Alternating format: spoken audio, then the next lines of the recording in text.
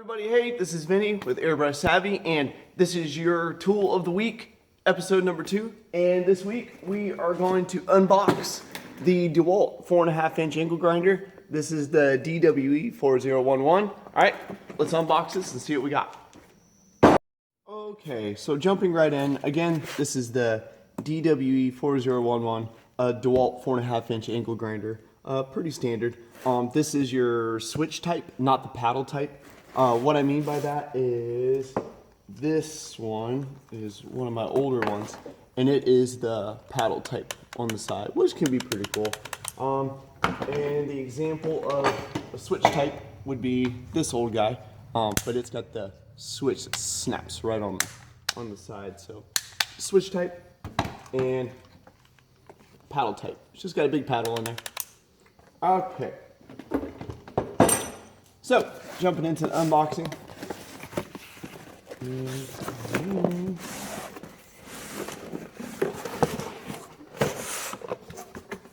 Here we go. Okay, so far, everything looks pretty standard so far. Instruction manual, and always comes standard with a handle. Next thing that, oh wow. So the first thing that sticks out to me, which is pretty new, is that when it comes to taking on and off the nut for there's like a backing plate and the nut for the arbor, there's a 2-piece nut that tightens down the grinding stone or cut-off wheel or whatever you want to use. They're coming standard now with an Allen wrench, which I thought was pretty interesting, and I saw that on the nut, it actually is cut with the hex, so it'll fit right in there. Normally, standard, what you get is like these fork, and then the fork will fit right into the holes there, and you can twist it off. So, I'm not sure if it's a VA item or value added or cost down or whatever, just to you know, put an Allen wrench, and I do not know off the top of my head what size Allen this is. Maybe 8mm it looks like. So throwing that aside. So another thing that sticks out that is quite a bit different is similar to what the Craftsman one has, is where you just kind of grip it and you kind of put it wherever you want. The Craftsman one, you can really kind of just, if it's in your way, you're cutting this way and you go to cut this way, you can twist this wherever you want. The Dewalt one, it actually has a locking feature that when you come over, so you can pop it right off, and it has a wave spring underneath. And so to get it where you want, you just, and it kind of ratchets where it wants to go. And then on the side here, there is a little button that releases that, and then you can bring it back over where you want it. So far, I don't know. So far, I got to use it to see how it goes. But so far, I am not a fan because it just wants to pop off like super easy. My Craftsman one stays on there real good, and it just doesn't come off. But it looks like this one, once you get all the way to the end of your ratchet, it just wants to just slide right off like that. So, and then get all loose. So I don't know if that's just being picky, but yeah, it's still all right. Let's see if I can get it back on there. There we go. Okay. So next thing is it's just a little sticker on the side telling you it's a one-touch card. Peel that guy off, and so something else I thought was pretty interesting. This isn't in the instruction manual. I read the instruction manual earlier, and they didn't say anything about this cover on the top. But this cover on the top is where the gearing is for the 90-degree, the ring and pinion, if you will, the pinion gear here. So if I have it looks like I put it back together. But this is my old Craftsman one. And this one recently locked up on me. And let me just pull it apart real quick.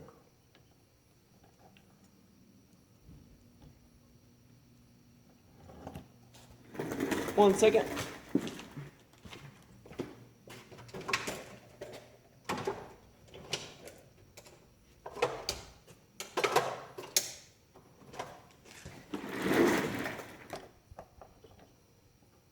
So let's pull the top of this off of the Craftsman one, and this should be roughly the same type of gearing setup. So pulling that out, so with the Craftsman one, you have these gears here. This would be like your ring gear, if you will, like a rear axle style, your ring gear. And then here is your pinion gear inside. So when the armature spins that pinion gear, which turns your ring gear. Something that's interesting is, the reason why I bring this up is that you have to pull like this whole housing apart to be able to get in there.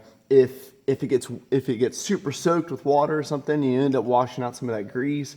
Or once a year or something, if you want to pull that apart and just put a little squirt of grease in there, it's this way. You kind of have to take it apart a little bit to get there. It's not too bad, but it looks like this one with the Dewalt, they just have this plastic cover on top, and it seems pretty stout. It's probably like a glass-filled nylon or something, which is super tough. And it looks like just a couple, four torques comes off. You put a little squirt of grease in there and put it back together. I mean, I like that. That's a pretty cool feature there. The lock is right on the top. I know with other ones, the locks are on the side. I think this one's right on top also, which that one is right up on the top there. The Craftsman one is also right up on the top, but it's a button. This one's got a nice where you can get like your full hand on there, and your thumb is right there, so you can get your thumb in a good position, get a good grip on it, and to be able to break that loose to switch it out. It's got a pretty, your standard length cord. Also, I always love the Dewalt plugs on the end of them. They do a good job there. The next feature that I really, something pretty cool. You know what? Whenever you get a new tool, I saw this floating around in the box. I'm like, what is this? And I opened up and it actually came with a grinding stone, which I thought was super cool. So that's pretty awesome. This thing's like ready to run right out of the box. So flip it on there.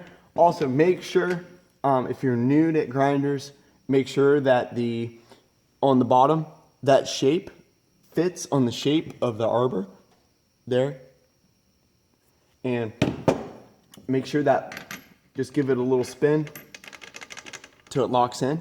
And then this shoulder here facing up. The reason why is so when they put these inserts on the grinding wheel, that shoulder fits nice and snug on there. That way you don't get your grinding wheel a little bit offset and it'll wobble. So get down on the first, put it on, lock it into the arbor, set that on there. Same thing with here. Set it so the shoulder goes into the grinding wheel. And just try not to bump your grinding wheel when you put it on, give it a little spin. And then, give it a good grip with your thumb. Just turn it slightly till you get it locked in, and you'll feel it. Just slight pressure on your thumb. Boom, it's locked in. And give it a little tug. And if you want, you can go back and put in that Allen key that fits on the nut and just snug it down just a hair. You don't need to hulk it on there.